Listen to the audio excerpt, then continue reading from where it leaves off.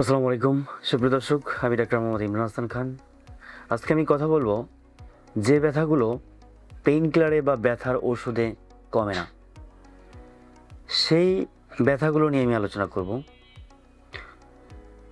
এটা খুবই একটা গুরুত্বপূর্ণ টপিক, কারণ আমরা দেখতে পাই বা আপনি এবং আপনার পরিবারের আশেপাশের মানুষকে দেখতে পাবেন যে তার ব্যথার ওষুধ সেজন্য সে ফার্মাসিতে গিয়ে ব্যথার ওষুধ খাচ্ছে, কিন্তু কমতেছে না, বা একজন মেডিসিন ডাক্তার দেখাচ্ছে বা স্পেশালাইস্ট দেখাচ্ছে, কিন্তু বিশেষজ্ঞ দেখাচ্ছে, কিন্তু তার ব্যথার ওষুধে কিন্তু ব্যথা কমতেছে না। তাহলে জানতে হবে যেটা ব্যথা হলে ব্যথার ওষুধ খাওয়ার আগে ডায়াগনোসিসটা অনেক ইম্পর্টেন্ট, রোগ নির্ণয় অনেক বেশি ইম্পর্টেন্ট, যে আপনার কী কারণে ব্যথা হচ্ছে। ব্যথা হলেও দেখে আমি ব্যথার ওষুধ খাবো, বা একজন চিকিৎসকের কাছে গেলেন, সে ব্যথার ওষুধ দিল, কিন্তু আপনার ব্যথা কমতেছে না, আপনি হতাশ হয়ে যাচ্ছেন। তো সেজন্য ব্যথা হলে ব্যথা কমানোর আগে কী কারণে ব্যথা হচ্ছে সে কারণ জেনে সে রোগ নির্ণয় অনেক বেশি গুরুত্বপূর্ণ। তো দর্শক, আমরা ফিরে আসি যে কোন ব্যথার জন্য ব্যথার ওষুধ খেলে ব্যথা কমে না। এক নাম্বার যে ব্যথা, সেটা হচ্ছে নার্ভ পেইন বা নিউরোপ্যাথিক পেইন। নার্ভ পেইন বা নিউরোপ্যাথিক পেইন হলে এই পেইনের ক্ষেত্রে আপনি যদি পেইন কিলার বা ব্যথার ওষুধ খান, আপনার ব্যথা কমবে না। যেরকম সাইটিকা, এর সিমটম হচ্ছে আপনার জ্বালাপোড়া করবে, হাত অবশ হয়ে যাবে, ইলেকট্রিক শকের মতো সিমটমগুলো থাকবে। আর এই সাইটিকার ক্ষেত্রে আপনি ব্যথার ওষুধ খেলে আপনি সাধারণত উপকার আপনি পাবেন না, ব্যথা কমবে না, বা কমলেও আবার ফিরে আসবে।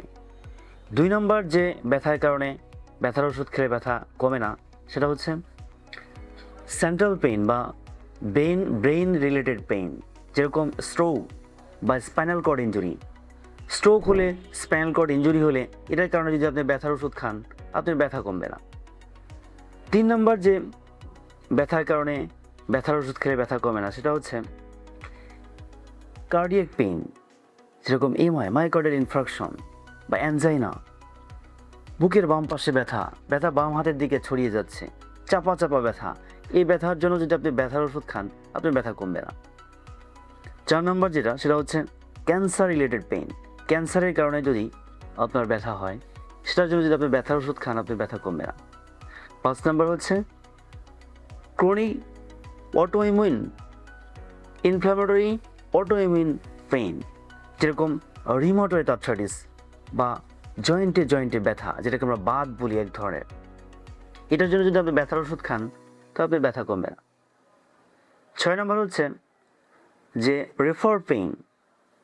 আপনার সমস্যা এক জায়গায়, ব্যথা করে আর এক জায়গায়।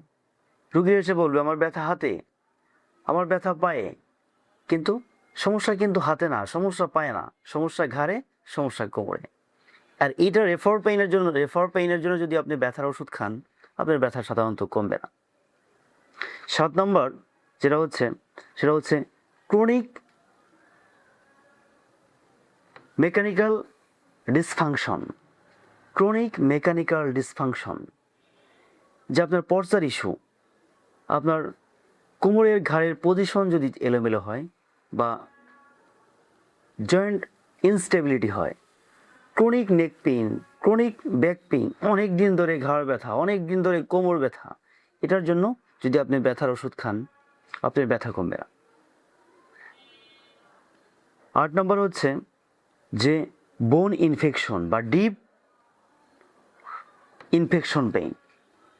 বোন ইনফেকশন, যদি আপনি ইনফেকশন কন্ট্রোল না করেন, যত ওষুধ খান, তো কখনই আপনার ব্যথা কমবে না। 8 নম্বর হচ্ছে যে আমাদের 9 নম্বর হচ্ছে আমাদের সাইকোলজিক্যাল পেইন বা সাইকোজেনিক পেইন বা ইমোশনাল পেইন। যেরকম অ্যাংজাইটি, ডিপ্রেশন, অনেক বেশি রাগ, তার অনেক হতাশার মধ্যে আছে, এটার জন্য যদি বডিতে পেইন হয়, এই পেইন কখনোই ব্যথার ওষুধে কমবে না। সো দর্শক, আমি যে ব্যথার কন্ডিশনগুলো বললাম, এই কন্ডিশনগুলো যদি আপনার ব্যথা হয়, আপনি ব্যথার ওষুধ খেয়ে কমবে না।